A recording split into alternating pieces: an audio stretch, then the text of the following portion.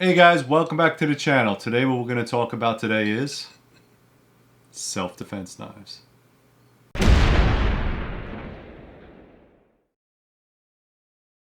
Alright guys, so if you're like me, you probably have a large collection of knives. Before I even started making knives, I had a large collection to begin with. I personally don't make a lot of self-defense knives.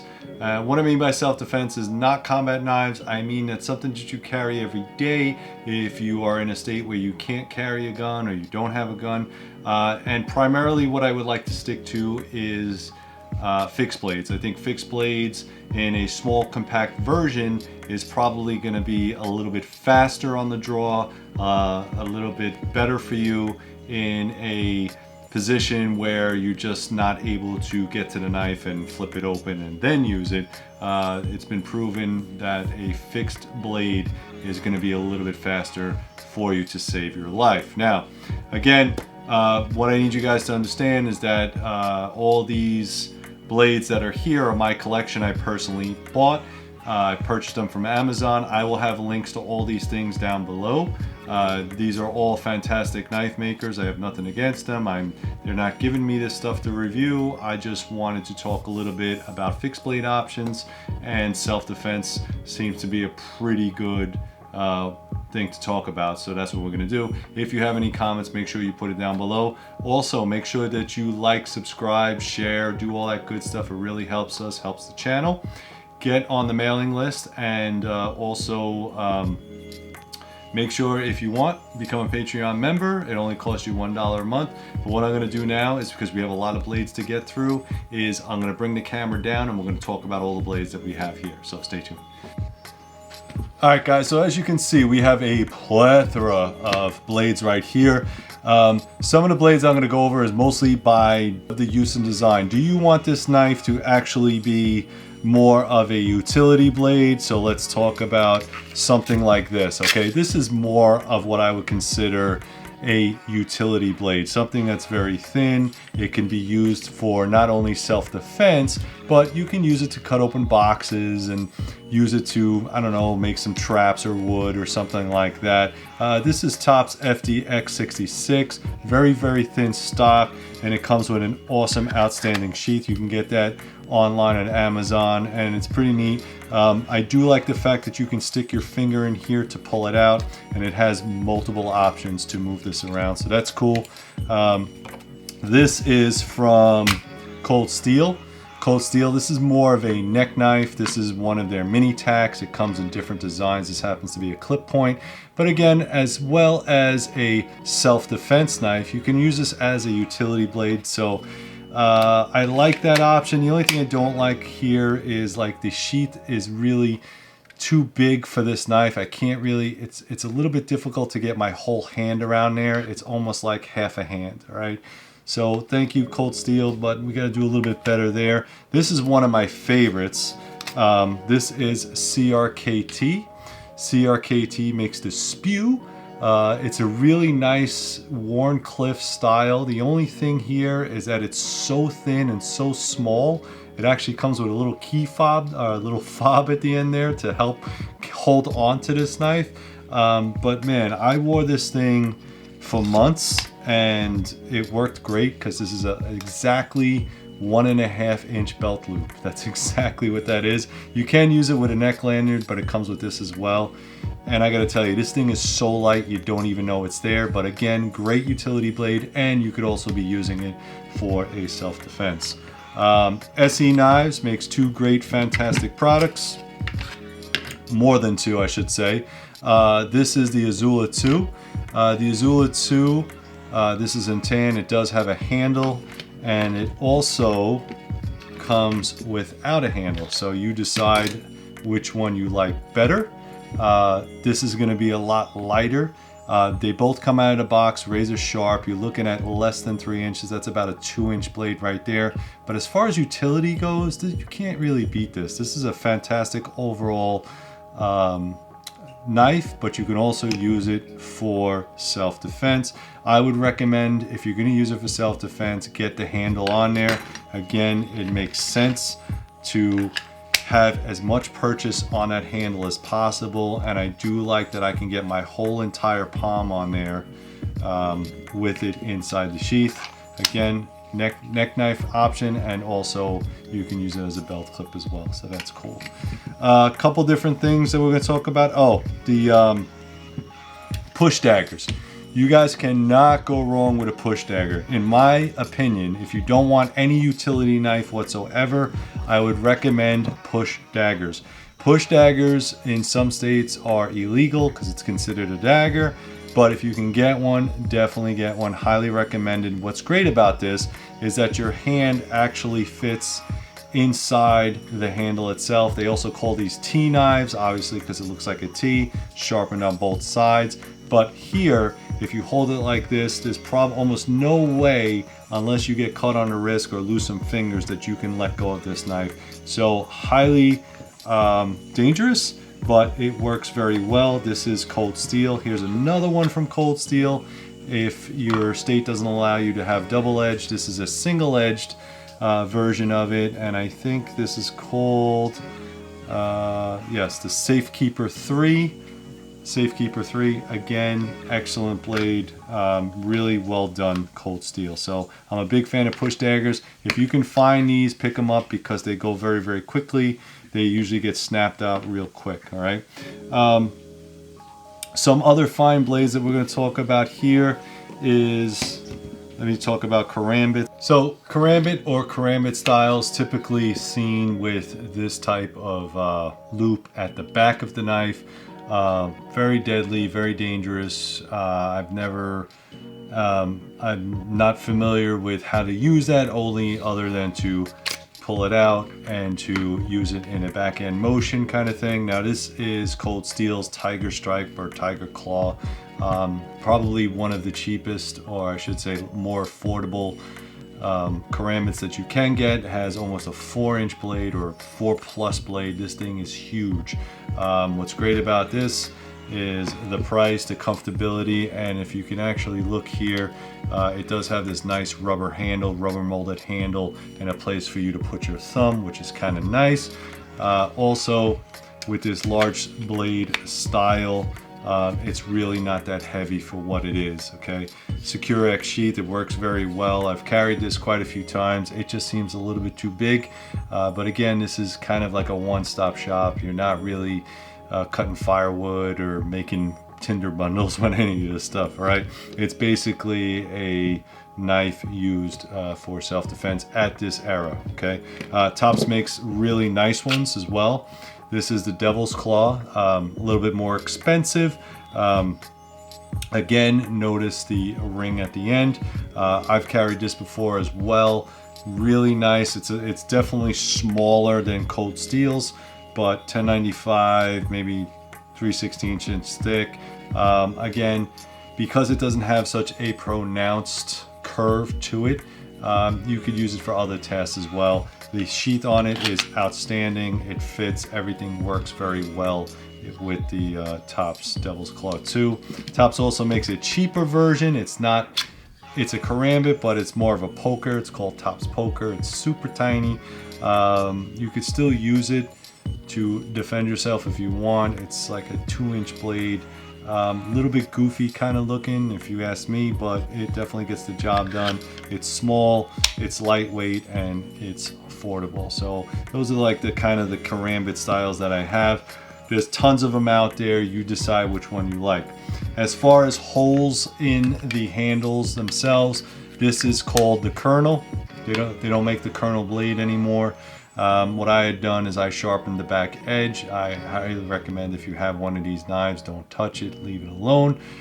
Basically because they're out of business or they're not making these anymore. I don't know when they're going to come back. If you know if they'll come back, please put it in the comments below. But what I like about this is that you can actually stick your pointer finger in through here as opposed to having it in the rear. You put it up in the front. Haha, joke right there, right? So this makes it very easy, and the sheath is outstanding. This is a really good sheath for what it is. and it works very, very well. It's a small package. You can wear this inside the waistband. I have done on many occasions, and it's very well made. The only thing is, because I changed the profile of the blade, now it rattles. Okay, so that's what I said. Don't change the profile. Leave it the hell alone if you have one. If you know where you can find one of these, put the comments down below, because I want to buy another one. Speaking of the holes up front, this is the Tops Cockpit Commander. This is a really cool blade. I've had this for quite a long time. Black traction coating, 1095. It does have a sharpened swedge, and it can be sharp on both sides. Again, this is a very, very good knife. I like this because it's not overly big. You do have positive control on it, and you can put your finger through the center of the blade. The only thing I'm going to ding tops for is that the sheath is too big for the handle. It's very hard to pull and to grasp onto. So again, you can get custom makers. I also make holsters for these sheets for these kinds of knives as well. So if you need one, you can get one. It's not such a big deal.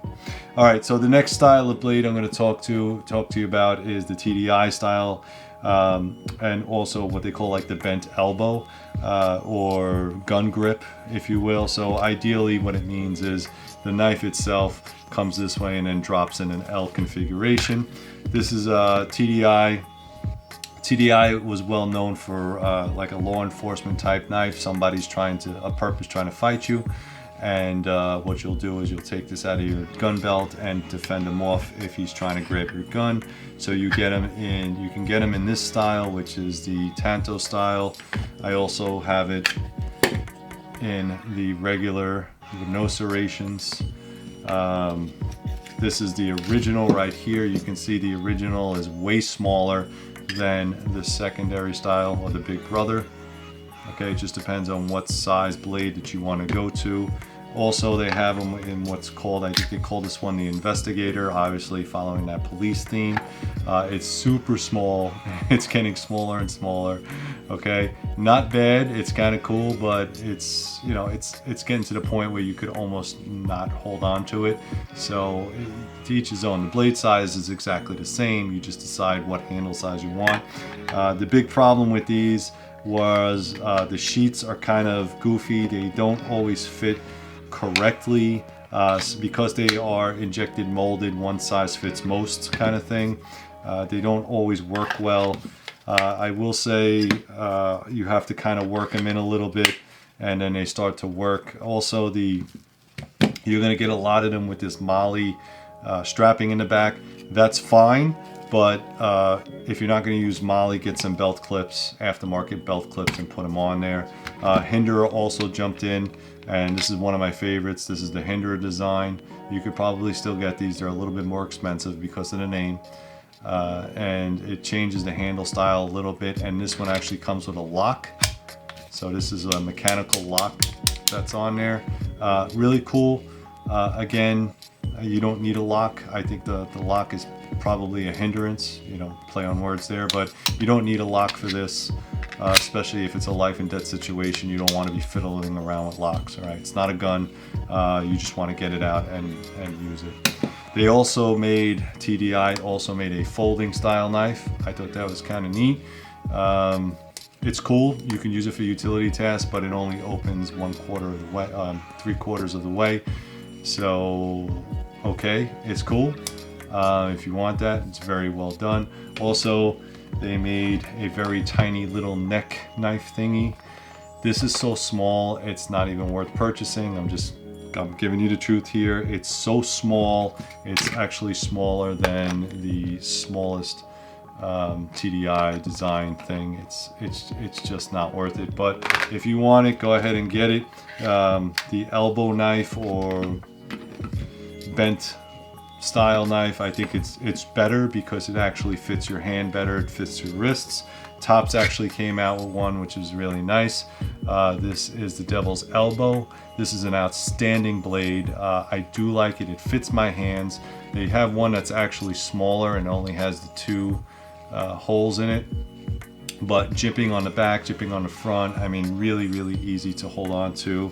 And again, the sheath is pretty decent as well. All right, so this style of knife actually lends very well to punching and thrusting, because your wrist is already canted that way, so that's really cool. All right, so I like that. Last knives we're going to talk about are the daggers. The daggers, depending on where you live, can be illegal, so make sure you check your laws and all that good stuff. With the daggers themselves, I'm going to tell you from straight, this is probably one of the best EDC daggers you can get. It's not expensive, it's super lightweight, it's sharp on both sides, it has a rubber textured grip so you won't drop it. The sheath itself is decent. The belt clip is crap, so you got to replace that. I replaced mine with a small tech lock. You can get them anywhere for about $10 and then put them on yourself. But that being said, Kershaw number 4077 makes a really outstanding dagger if you want to carry one. You could take that off, make it a boot knife, that kind of thing. So that's really cool. CRKT, this is more of a, I think they called it a boot knife, but it's like pressed cast metal. And it's all one piece, so it doesn't have like a blade and a handle. It's just all one piece. I think it's okay. It's small and it's kind of heavy for what it is, because it's just a chunk of steel. What I don't like about it is that it's so slippery. There's no grip texture on here. I'm almost dropping it now handling it, so you do need to put some skateboard tape or something on there to make that a little bit more fight worthy. And I know someone's going to say something about this. This is Benchmade's, Greg Thompson's SOCP. You've seen these a lot, probably in a lot of tactical videos or tactical vests.